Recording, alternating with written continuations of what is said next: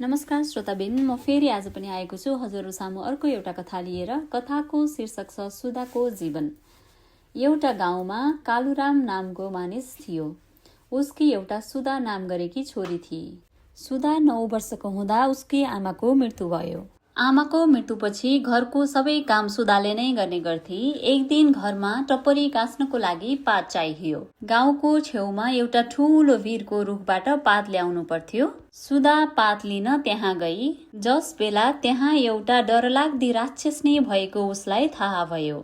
वनदेवी वीरमुनि फूल टिप्दै थिइन्। चराहरू वरिपरि थिए। सुधालाई राक्षसनीले धकेली भनेर वनदेवीलाई चराहरूले खबर गरे। भिरमा अड्केर यता न उता भएकी सुधालाई वनदेवीले बचाइन्। त्यसपछि उनले नै एउटा बुढीको घरमा सुधालाई पुर्याइन्। ती बुढीले घरको काम गर्न भनेर सुधालाई राखिन्। बुढीले एक दिन सुधालाई डोकोमा पानी ल्याउन अराइन्। सुधालाई अब भने आपत पर्यो। हे भगवान, कसरी डोकोमा पानी ल्याउने? सुधाले मनमा नै सोची जे होला भनेर डोको बोकेर उधारातिर लागि। त्यत्तिकैमा चिरबिराउँदै चराहरूले भने, पानी अडिने उपाय छ। हामी रुखबाट पात टिपेर झार्छौं। डोकोको पिँधदेखि नै मिलाएर पात राख। पातले प्वालहरू टालिन्छ अनि पानी लैजाऊ। चराहरूको सहयोगबाट सुधाले डोकोमा पानी लगी। डोकोमा पानी देखेर बुढी सुधासँग प्रसन्न भइन्। चराको कुरा सुनेर सुधा आश्चर्यचकित भइन् अनि मलाई माया गर्ने पन्छीहरू हो, तिमीहरू को हौ? मेरा हरेक कठिनाई किन यसरी सहयोग गरिरहन्छौ? मलाई किन यस्तो माया गरेका हौ तिमीहरूले? चराहरूतिर फर्कँदै सुधाले सोधिन्। ती चराहरूले, तिम्रो आमाले गरेको उपकार हामीले कहिल्यै बिर्सँदैनौ। तिम्री आमा भौन्जेल हाम्रो प्राण रक्षा गर्थिन्। हामीलाई अन्न र पानी सधैँ दिने गर्थिन् अनि तिम्रो रक्षा गर्ने काम हामीले गर्यौं। समय बित्दै गयो। बेला बेलामा बुढीले अप्ठ्यारा काम उसलाई अराउँथिन्। सुधा जवाफ नलगाई लुरु लुरु गर्थे। एक दिन बुढीले घर पछाडि खाली हातै 1 फिट खाडल खन्न लगाइन् अनि खनेको खाडलबाट 3वटा बट्टा ल्याउने काम लगाइन्। सुधा खाडल खन्न खाली हात घर पछाडि गई। बुढीले भनेको ठाउँमा पुग्दा नै चराहरूले चिरबिराउँदै भने, घर पछाडि छेउमा कोदालो सिउरेको छ, हेर त। त्यही कोदालो झिकेर छिट्टै खनेर कोदालो त्यहीँ राख।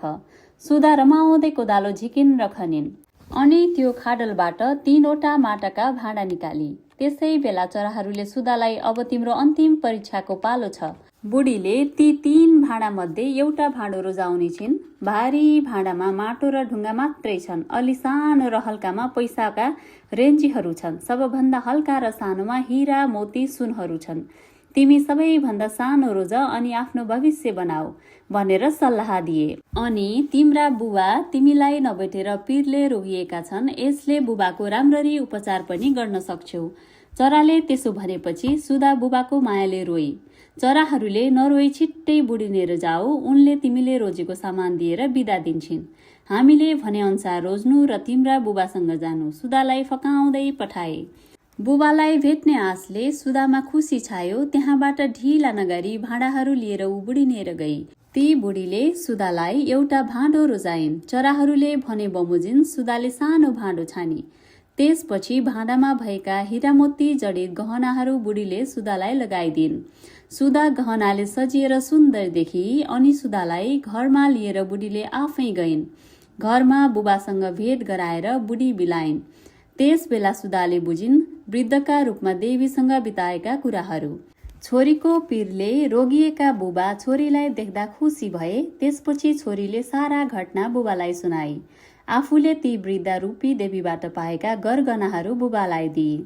आफ्नी टुहुरी छोरीले यत्रो दुःख पाउँदा बुबाको चित्त दुख्यो। त्यसपछि उनीहरू आनन्द र खुसीसँग जीवन बिताए। हजुरहरूलाई आजको कथा कस्तो लाग्यो प्रतिक्रिया दिन नभुल्नुहोला। हजुरहरूलाई मन पर्यो र फेरि यस्तै कथा सुन्नको लागि यो च्यानललाई सब्स्क्राइब गर्न नभुल्नुहोला र यो भिडियोलाई लाइक, कमेन्ट र सेयर गर्न पनि नभुल्नुहोला। धन्यवाद। फेरि भेटौँला।